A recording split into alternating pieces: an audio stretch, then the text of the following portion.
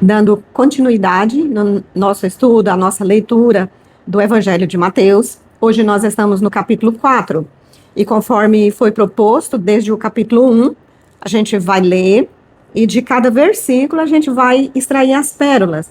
Já orei, pedi ao Espírito Santo de Deus que me conceda a revelação do pleno conhecimento, e Jesus Cristo disse que as pérolas, os segredos do reino, são para os íntimos, para aqueles que colocam Jesus como prioridade na agenda. Não fica tentando encaixar Deus, que hora que vai caber Deus. Não, ele é prioridade, o primeiro com quem a gente conversa durante o dia, quando nós necessitamos da intervenção dele, nós iremos encontrá-lo, porque de manhã estivemos com ele, um momento de adoração, de contemplação, leitura da palavra, 5 minutos, 7 minutos, para quem é CLT, acorda mais cedo um pouquinho. E agora, na viração do dia, aqui na minha cidade, Goiânia, é viração do dia, e eu faço live lá no TikTok, inicia 8h30 aproximadamente, e na viração do dia, sempre Deus ia encontrar nossos primeiros pais, e hoje nós temos o privilégio de, novamente, encontrar Deus, mas agora está ao nosso alcance a distância de uma oração, de um tempo com Ele, através da sua palavra, que é o Verbo. Quem é o Verbo? É Jesus Cristo. Mateus, Evangelho de Mateus, capítulo 4. O título é A Tentação de Jesus. Esta Bíblia que eu estou utilizando é Almeida, revista e atualizada. É uma Bíblia excelente. Se você ainda não tem, adquira.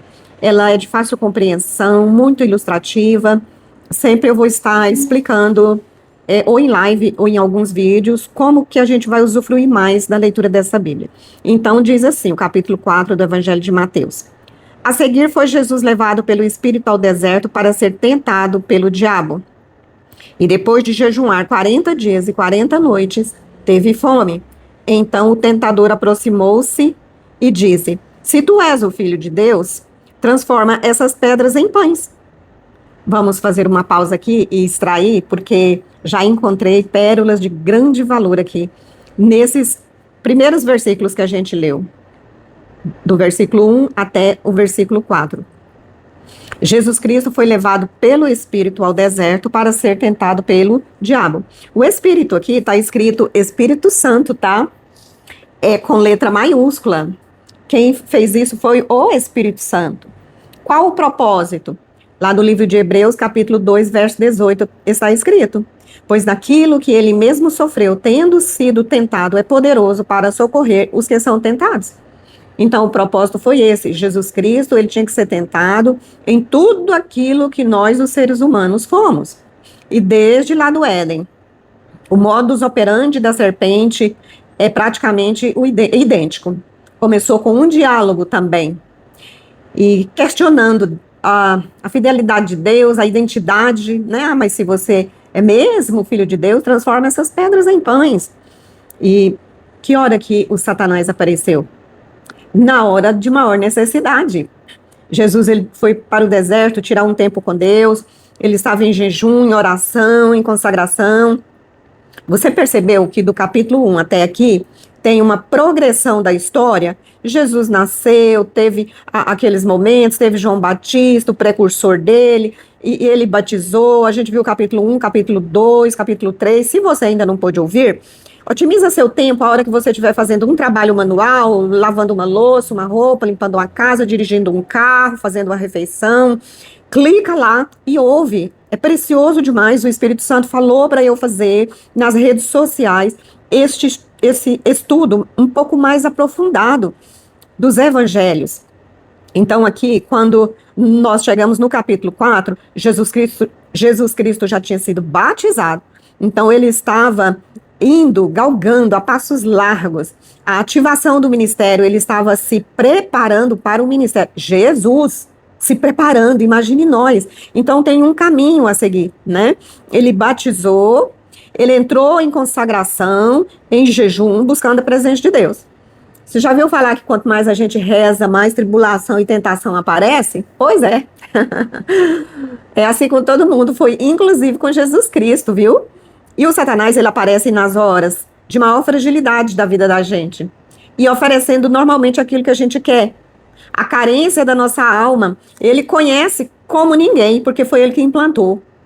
Quando nossos primeiros pais lá no Éden decidiram ouvir e acreditar na serpente, ao invés de acreditar em Deus, eles caíram do espírito para a alma. Eles andavam em espírito, eles tinham plena conexão com o Espírito Santo de Deus, com Deus, podia ver Deus face a face. Quando desobedeceram, eles caíram. Deus chegou lá no jardim, tá lá no livro de Gênesis. Deus chegou no Éden, né, para encontrar com eles, dar um passeio final de tarde, e chamou por eles, eles estavam escondidos. A primeira coisa que ele sentiu, o primeiro sentimento maligno que ele sentiu foi o medo, né? E Deus falou assim: aonde você está? Deus sabia onde ele estava, mas quem não sabia era ele e ela. Naquele momento que a ficha caiu, onde é que eu estou?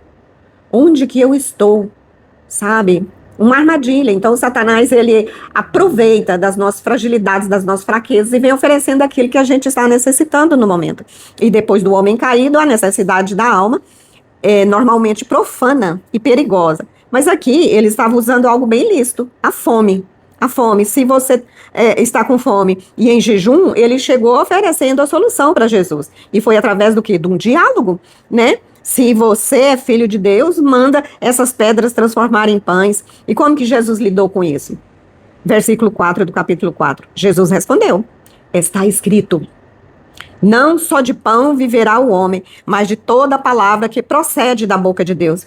Jesus Cristo lia a Bíblia.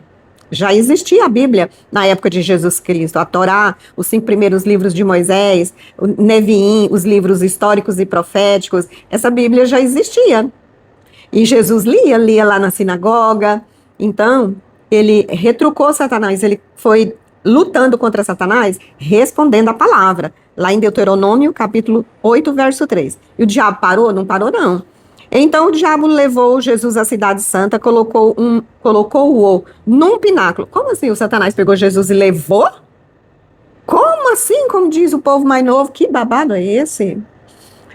O diabo induziu um pensamento. Quando ele conversou com Jesus e falou, quando nós ouvimos alguma coisa, logo a nossa mente, ela já cria aquela imagem, ela já nos transporta para lá. Isso aqui, então, foi uma figura de linguagem que está contida aqui nesse versículo, não é algo de forma literal, né? Porque quando nós ouvimos, nós já pensamos. Como imagina na sua alma, assim é. Então, Jesus, né, já se viu lá no pináculo do templo, e o Satanás continuou e lhe disse: se tu és filho de Deus, atira-te daqui para baixo, porque está escrito, aos seus anjos dará ordem a teu respeito. Isso está escrito lá no Salmo 91, 11. De novo, Satanás querendo infiltrar na cabeça de Jesus uma dúvida quanto à identidade. Se você for mesmo filho de Deus, faz isso aqui agora. Ele estava inflamando o Espírito de Jesus Cristo para ir contra Deus, como ele fez com os nossos primeiros pais. Vamos ver no que isso deu? Dá ordem aos teus anjos a teu respeito, para que te guardem, e eles te sustentarão nas suas mãos, para você não tropeçar em alguma pedra. Isso está escrito no Salmo 91, verso 12. Pega uma caneta e vai anotando o que eu estou te falando, para depois você conferir. Mas Jesus respondeu: também está escrito, não tentarás o Senhor teu Deus. Deuteronômio, capítulo 6, verso 16. E o diálogo, então, aqui do verso 4 para frente, começou um debate, né, o Satanás tentando e Jesus argumentando com a palavra, e aqui já no verso 7, da mesma forma, Satanás parou? Não parou com a tentação, não. Levou Jesus ainda a um monte muito alto, mostrou-lhe todos os reinos do mundo e a glória deles, e lhe disse: tudo isso te darei, se prostrado você me adorar. Olha só, a Bíblia diz que o mundo jaz o maligno. E quando os nossos primeiros pais, eles pecaram contra Deus, antes Deus tinha dado para eles poder, domínio sobre a terra, sobre os animais, as aves do céu, os animais da terra, os peixes. Deus só não permitiu um ser humano dominar o outro, mas o ser humano tinha autoridade, governo sobre a terra. Quando o ser humano pecou, ele passou tudo isso para a mão de Satanás. Então, lá no Evangelho de Lucas, quando a gente chegar lá, nós vamos falar mais profundamente sobre isso. Quando Satanás falou assim, mostrou-lhe todos os reinos do mundo, a glória deles, e disse: tudo isso eu te darei se você prostrado me adorar, é porque ele tinha recebido dos nossos primeiros pais. Então, Jesus lhe ordenou: retira-te, Satanás. Porque está escrito: ao Senhor teu Deus adorarás, e só a ele prestarás culto. Deuteronômio capítulo 6, verso 13 e Êxodo capítulo 20. Com isto, o deixou o Satanás, né? O diabo foi embora. E eis que vieram anjos e o serviram. Então aqui nós aprendemos lições preciosíssimas. O Satanás, ele foi enfrentar Jesus, ele foi tentar Jesus. Ele faz isso com todo ser humano. Todo, sem exceção. Agora nós podemos contar com o auxílio de Jesus Cristo. Por quê? Lá no livro de Hebreus, capítulo 2, verso 18, a gente já falou: naquilo que ele mesmo sofreu, tendo sido tentado, é poderoso para socorrer os que são tentados.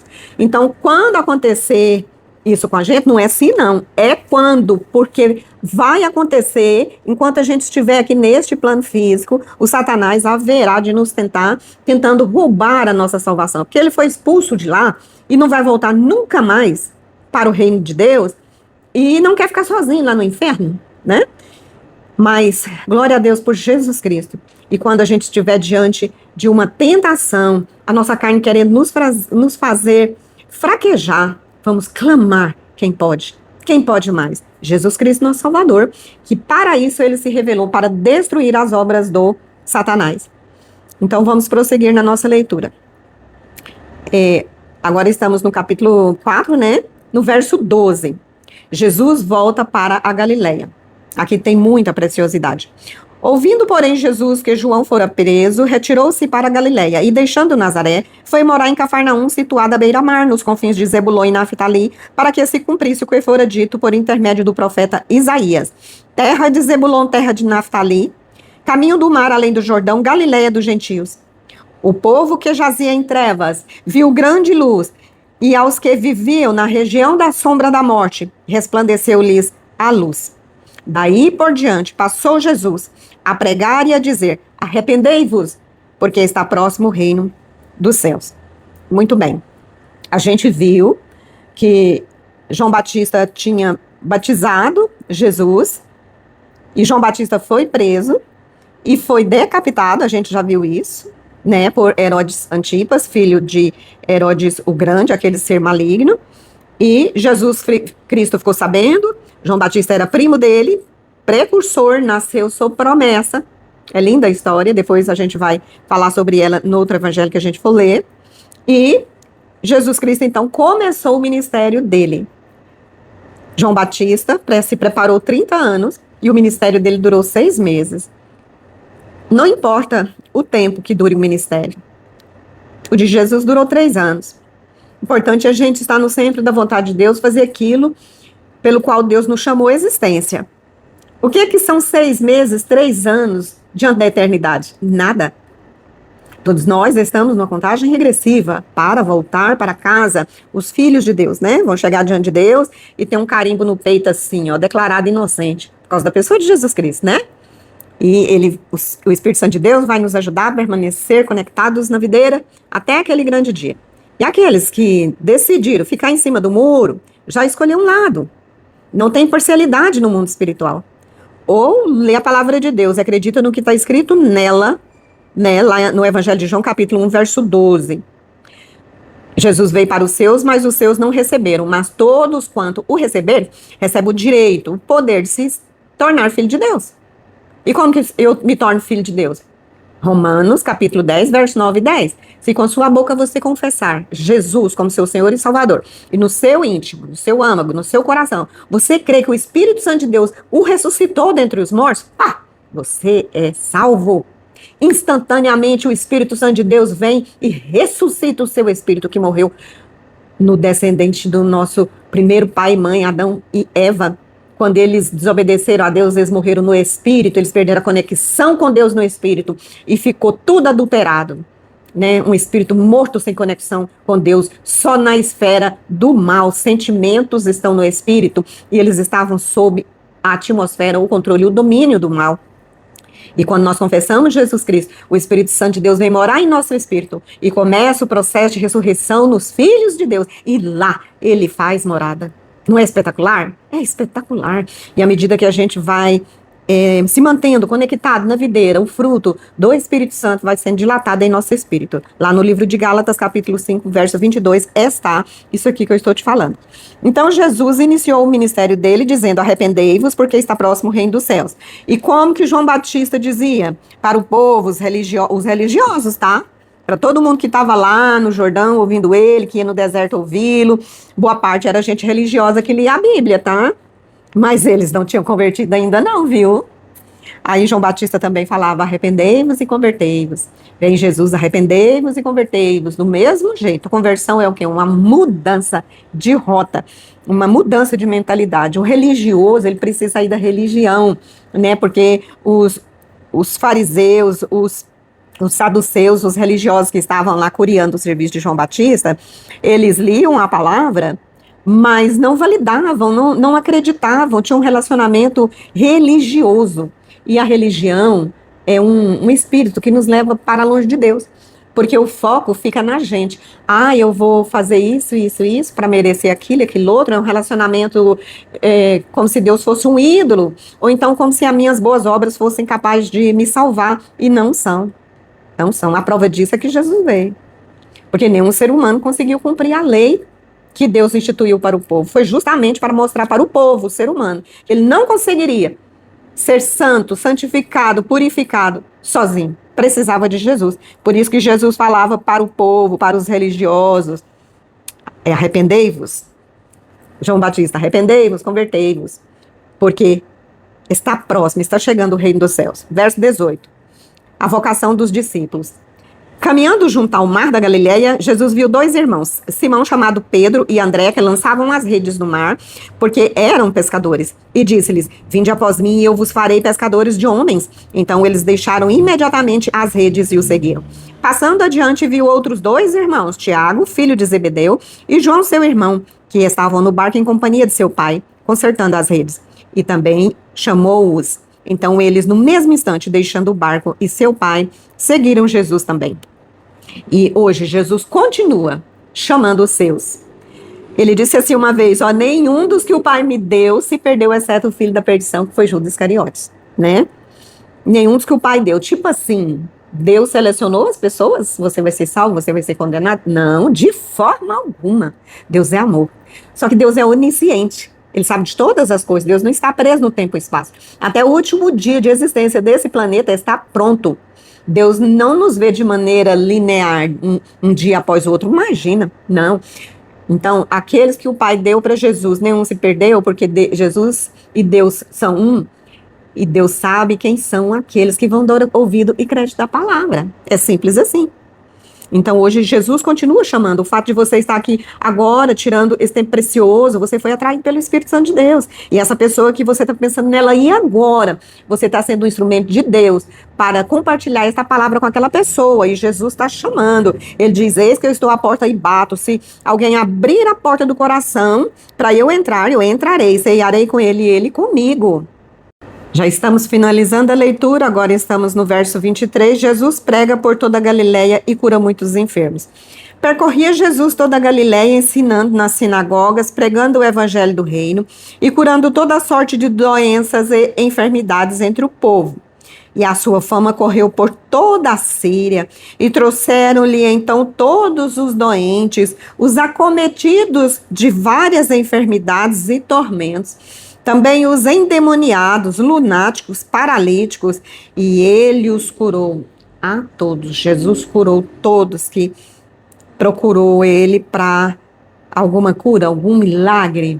Ele se revelou para isso, para destruir as obras das trevas. E da Galiléia, Decápolis, Jerusalém, Judéia e da além do Jordão, numerosas multidões os seguiam. Finalizamos mais um capítulo, pela graça, bondade e misericórdia de Deus, que Deus Pai, Deus Filho, Deus Espírito Santo manifesta para você a sua graça, a sua bondade, a sua misericórdia, em verdade e em amor. Amém? Se você ainda não é inscrito, inscreva, toca no sininho para você receber as notificações, curte, comenta, compartilha. Eu sei que você também é um proclamador do bem. Vamos ajudar este canal a crescer. e levar as boas novas, as boas notícias a milhões de milhões, milhares de milhares, até que uma numerosa multidão também venha ouvir esta palavra maravilhosa para a glória de Deus, nossa alegria. Amém? Fica com Deus. Shalom para você.